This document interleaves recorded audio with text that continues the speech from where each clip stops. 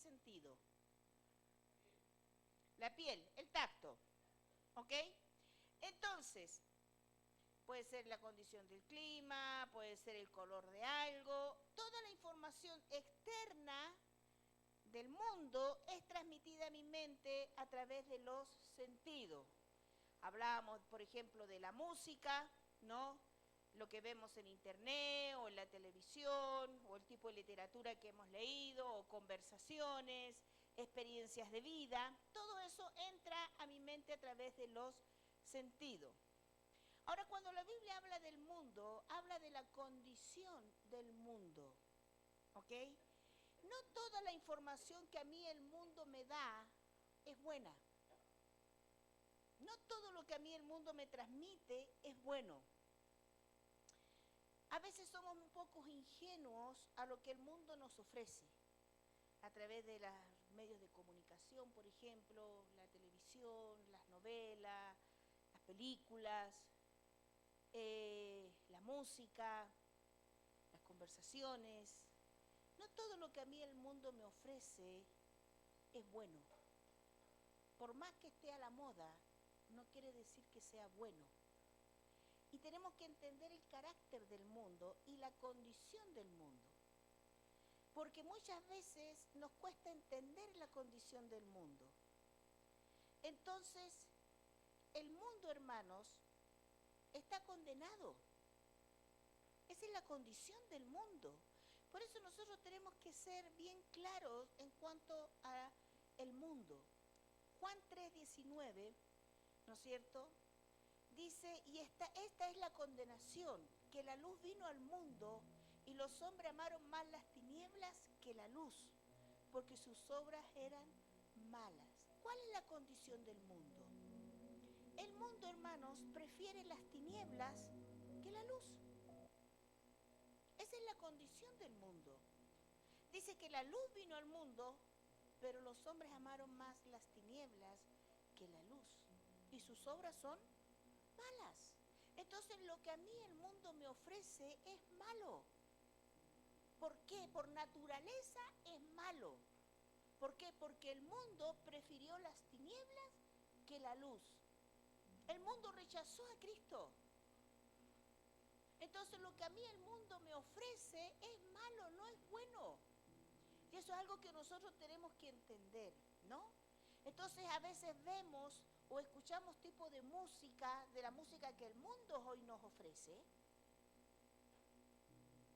Pero ¿con qué espíritu viene esa música? ¿Con qué influencia viene? ¿No? Y siempre ha sido así. A veces nosotros decimos, bueno, el reggaetón ahora, pero a veces cuando tú escuchas música de antes y escuchas las letras, son terribles. El femicidio, el desamor, la amargura, maldicen. Claro, y nosotros le llamamos romántico, ¿no? Claro, el mundo lo llama algo romántico, pero cuando tú escuchas las letras decís, esto no tiene nada de romanticismo. Los programas de televisión, ¿qué es lo que yo veo en la televisión? ¿Qué es lo que yo veo en las redes, por internet? Los TikTok, por ejemplo. Estupideces. Pero nos reímos. No es tan malo, hay que divertirse. Y muchas veces somos ingenuos a lo que el mundo nos ofrece. Las conversaciones en la calle, el comportamiento de la gente en la calle. El carácter del mundo, hermano, se opone a Dios y siempre se ha opuesto a Dios. Hoy es más visible por las redes, por la comunicación, pero el carácter del mundo siempre se va a oponer a Dios y esa es nuestra lucha. Por eso el Señor dice, no amen al mundo ni las cosas que están en el mundo. ¿No es cierto? Primera de Juan, no amen al mundo ni las cosas que están en el mundo. Primera de Juan 5:19. Primera de Juan 5:19.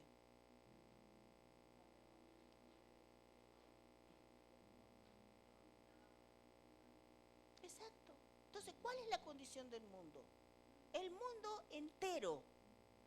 Cuando hablamos del mundo entero, hablamos de la política, de la economía, de la ciencia, de la tecnología, de la comunicación, de la educación, de todo, del deporte, de todo. El mundo entero está bajo el maligno. ¿Quién gobierna hoy en el mundo? Entonces nosotros no podemos ser ingenuos, hermanos, a lo que el mundo nos ofrece. Nosotros tenemos que aprender a discernir lo que el mundo a mí me ofrece. Por lindo que parezca, por atractivo que parezca o fácil que parezca, yo tengo que discernir lo que a mí el mundo me está ofreciendo. Yo sé que hay películas que no hay que verlas. No porque tengan escenas de sexo, sino el tipo de violencia, el tipo de maldad, el manejo psicológico que hacen en tu mente. Hay personas que ven las novelas y dicen, ay, yo me identifico tanto con esa novela. Claro. Y parece que eso fuera normal en la vida. Pero yo tengo que entender, y eso, hermanos, nosotros tenemos que tener claro. Después eso lo vamos más adelante, pero dice, nosotros hemos muerto al mundo y el mundo murió para mí. El mundo murió para mí y yo al mundo.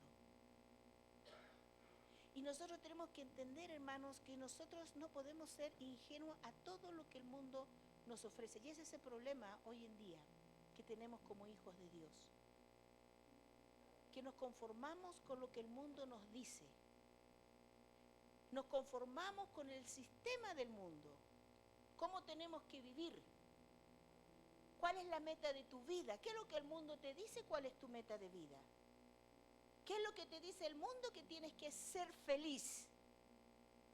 Que para ser feliz, ¿qué tienes que hacer? ¿Qué es lo que el mundo te dice? Haz lo que quieras. Total, tú tienes que ser feliz. No importa las consecuencias. No importa lo que pase en tu vida o los demás. Mientras tú seas feliz, todo vale. Esa es la información del mundo hoy en día. Esta generación eso es lo que está recibiendo hoy. Una generación narcisista. No me importa lo demás mientras yo sea feliz. No importa las consecuencias mientras yo sea feliz. Y eso lo reciben nuestros niños en la escuela, los amigos. Ahora tenemos que entender, hermanos, que el carácter del mundo se opone al carácter de Dios.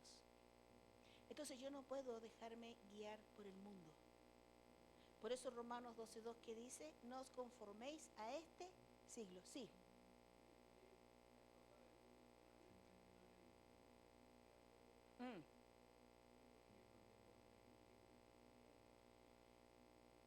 Y cuando ya es competitivo y no importa lo que yo tenga que hacer para competir. Por ejemplo, un ejemplo de este ciclista mundial que ganó no sé cuántas, 3 veces o 4 veces las carreras de ciclismo a nivel mundial, pero él después declaró que él se drogaba, ¿no?, para poder ganar las carreras. Eso está mal, porque no es una competencia sana. Entonces el deporte deja de ser deporte cuando no hay algo sano, cuando hay corrupción, cuando lo corrompo. Las apuestas. Es un negocio.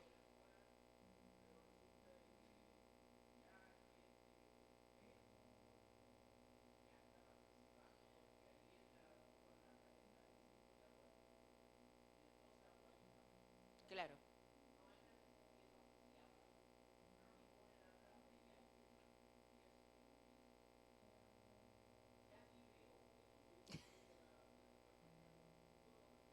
Claro.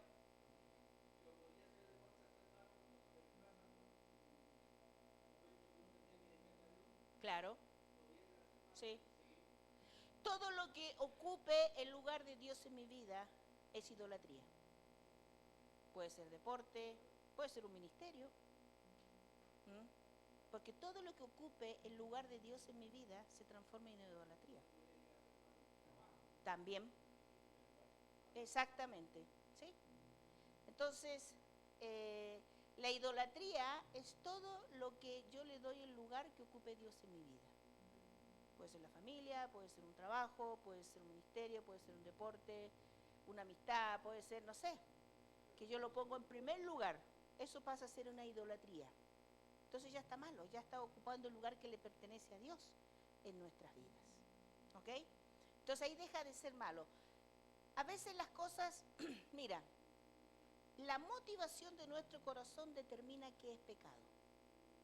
Por ejemplo, no es malo que yo tenga este vaso, no es malo. No es malo que yo tenga este té, pero si este té yo se lo arrojo a, ¿cómo te llamas tú? A Diego, ya es malo. Es la motivación, la intención de mi corazón es lo que determina qué es pecado. Por eso es importante revisar las motivaciones de nuestro corazón. ¿Por qué hago lo que hago? Entonces, el mundo, hermanos, a mí me dio una forma de pensar. A mí construyó un sistema de creencias. Las experiencias de vida construyeron un sistema de creencias, lo que yo creo, ¿no?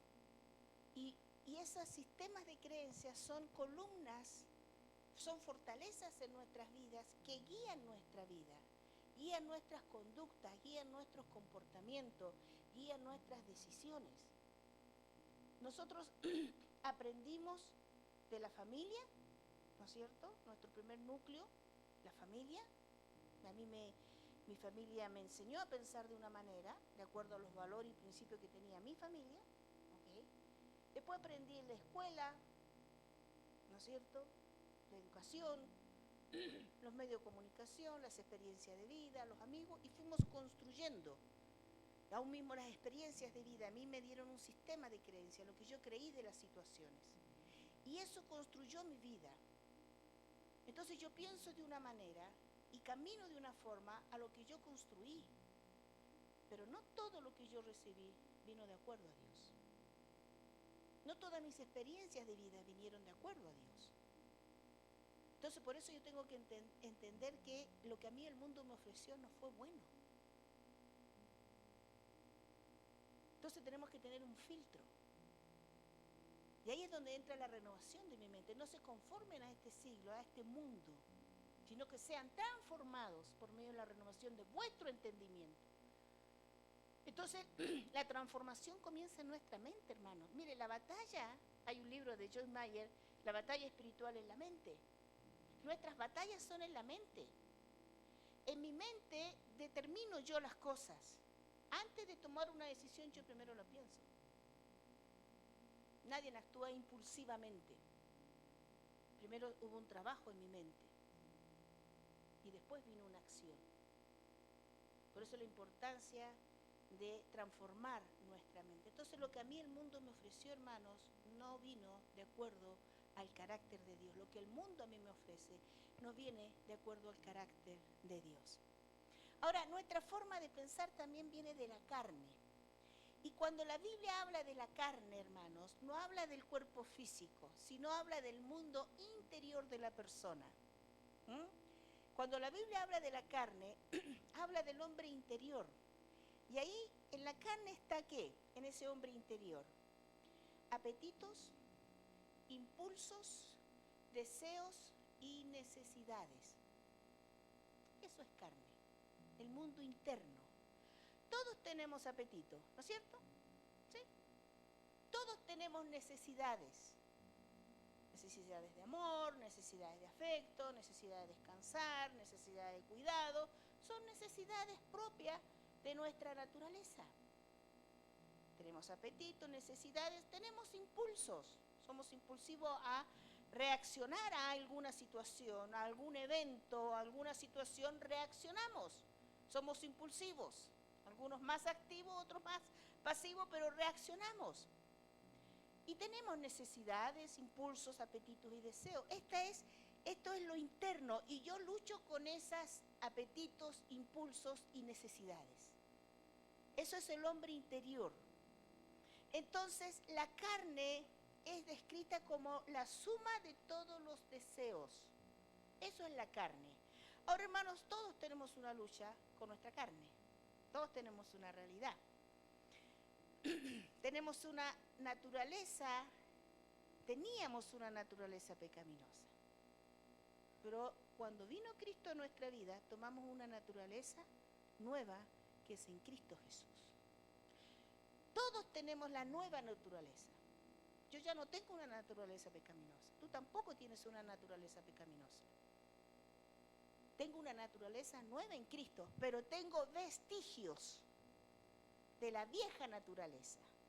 Hábitos, costumbre, forma de pensar, manera de sentir, que responden a la vieja naturaleza.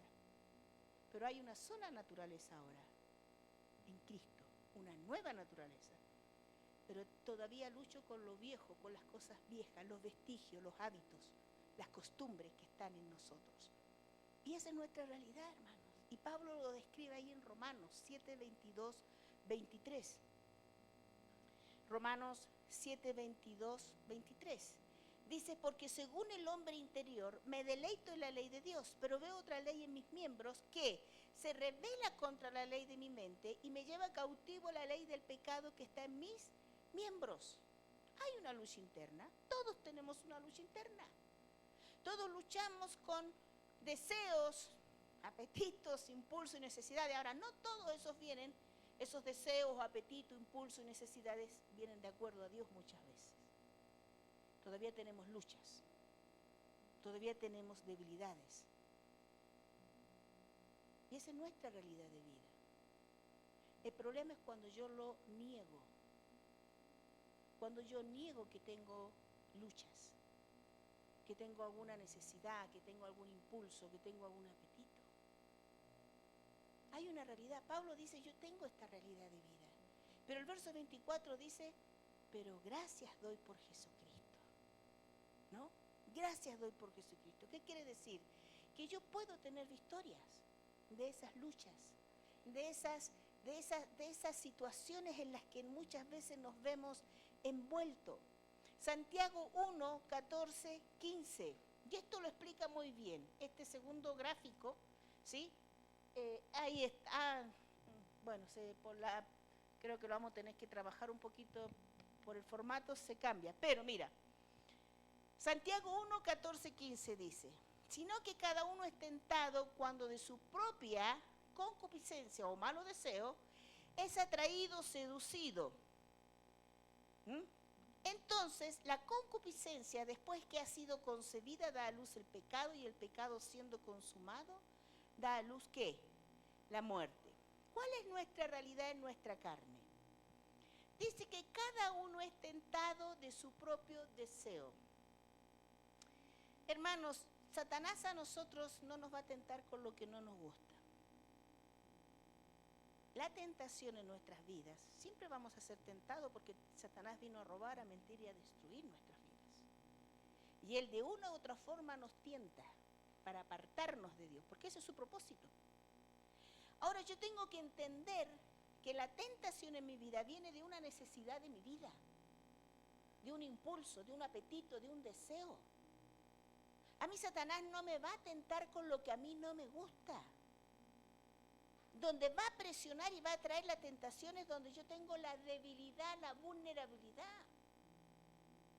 Entonces cada uno es tentado, dice, de su propia concupiscencia. Entonces ahí el dibujo dice, tentado, acá dice concupiscencia, ¿no? Hay un deseo, hay un apetito, hay un impulso, hay una necesidad. Entonces, ¿qué hace el enemigo?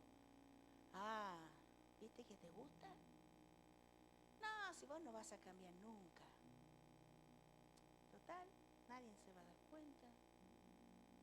Es tu vida. Nadie lo va a ver.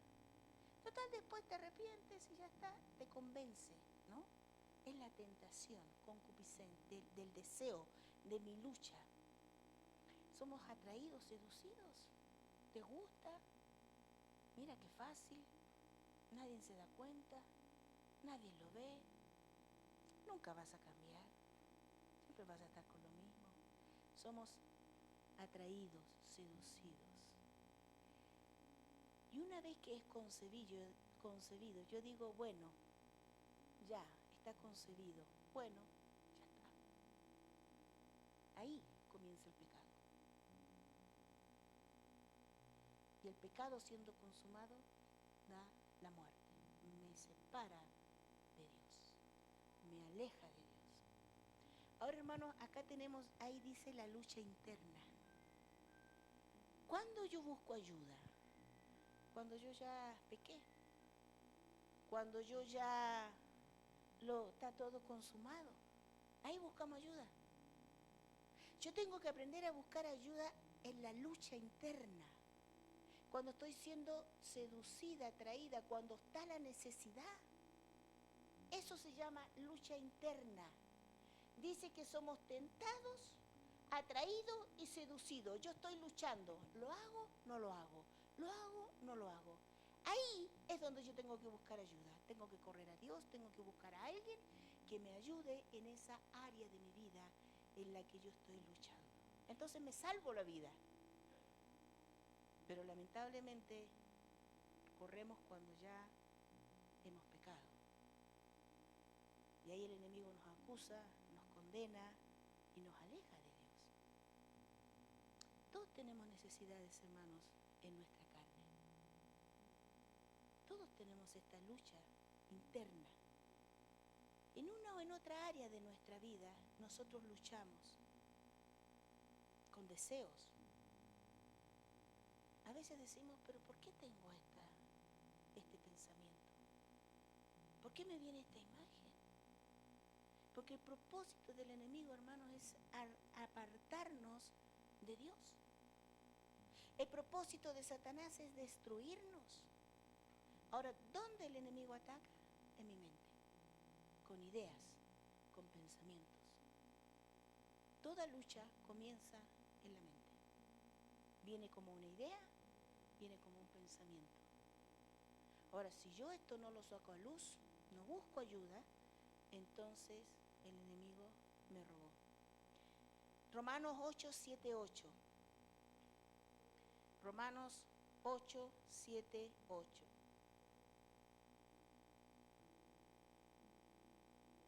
Ocho, 7, 8. Si alguien lo tiene ahí, lo puede leer, por favor.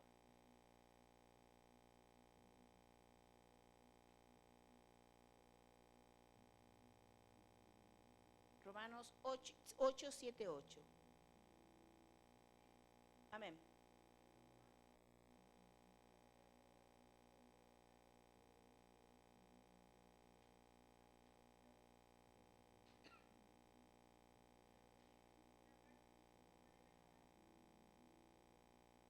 Los designios de nuestra carne, ¿qué hacen? Son enemistad contra Dios. La carne nunca se va a querer someter a Dios. ¿Qué es nuestra realidad de vida? Por eso Pablo dice, hago lo que no quiero y lo que quiero no lo hago. Es nuestra realidad de vida.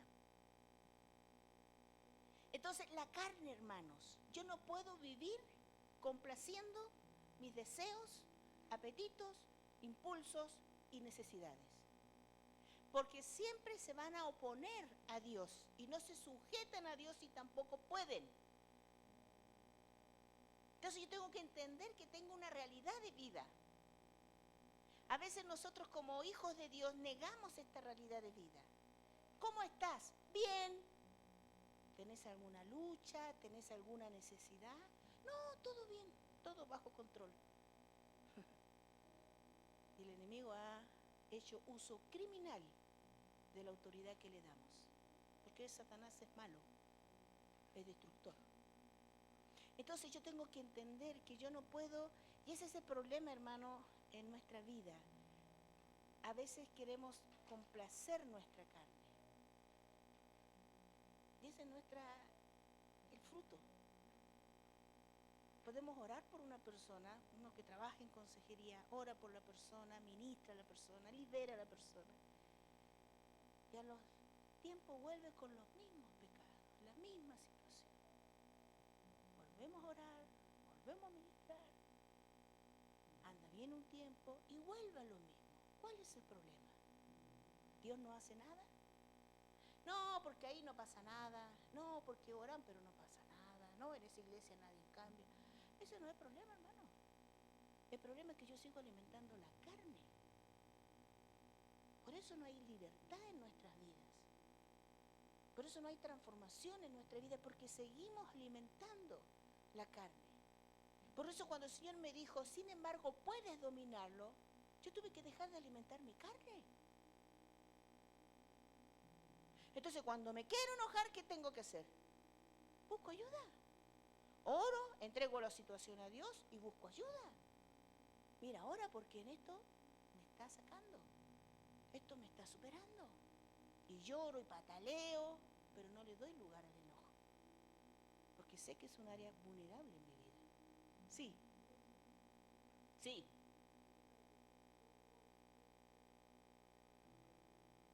Sí. Cuando yo someto mi mente a Cristo, mis pensamientos, mis ideas, ahí está la mente de Cristo.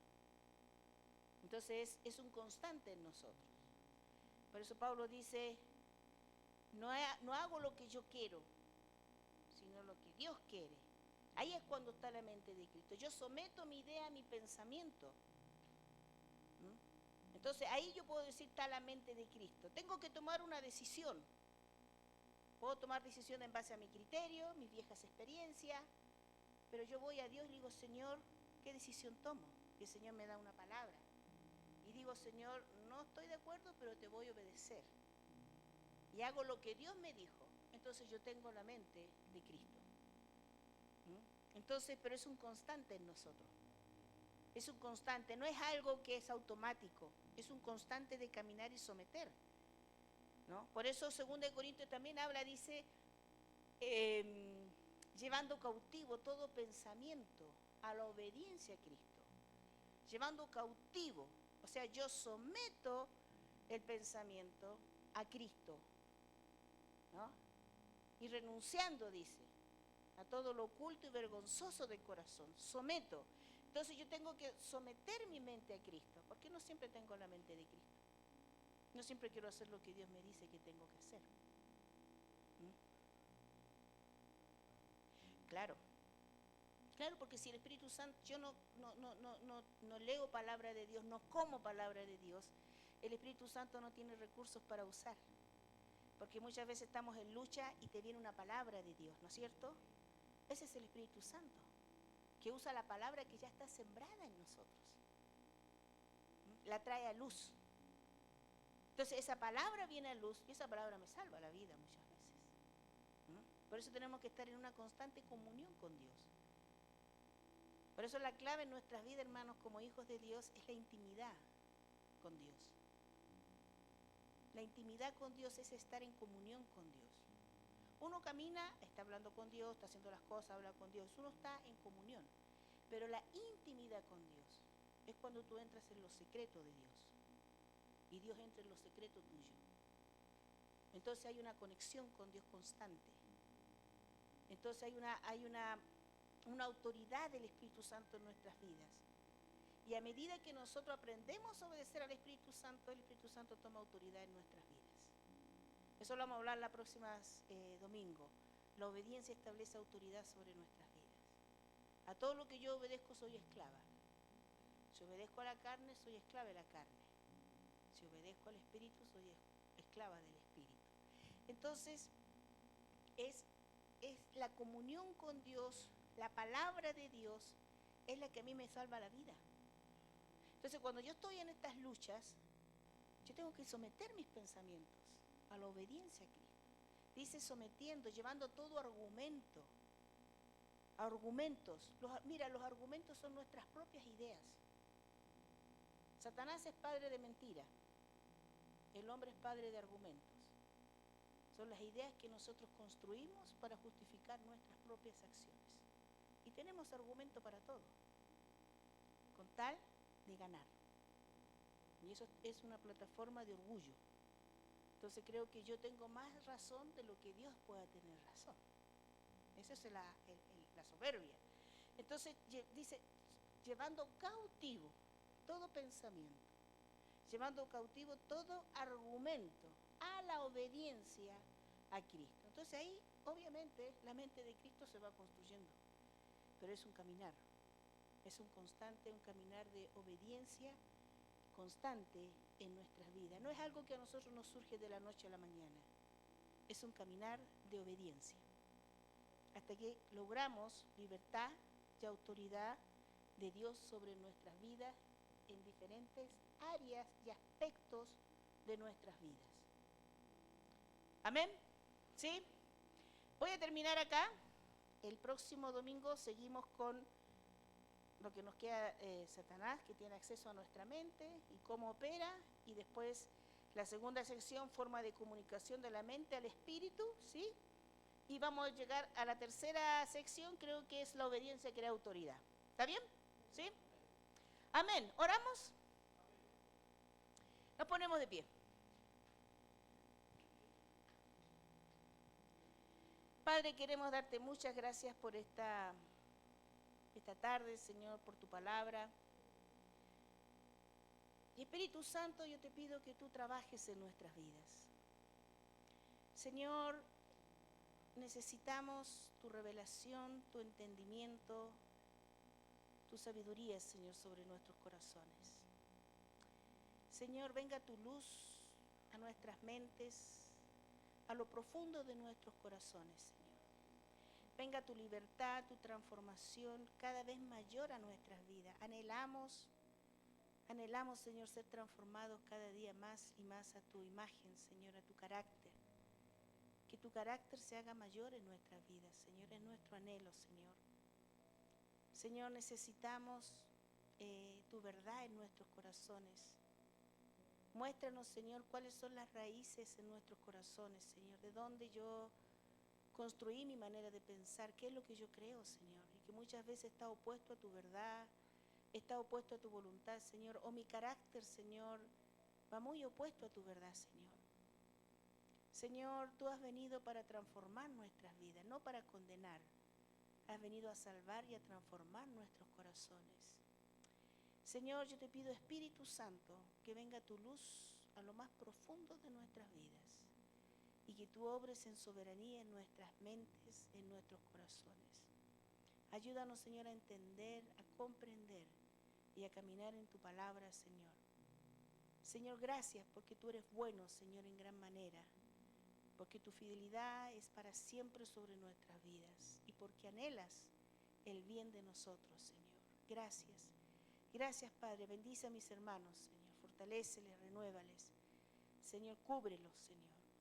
Padre, te damos gracias en el nombre de Jesús. Amén. Amén.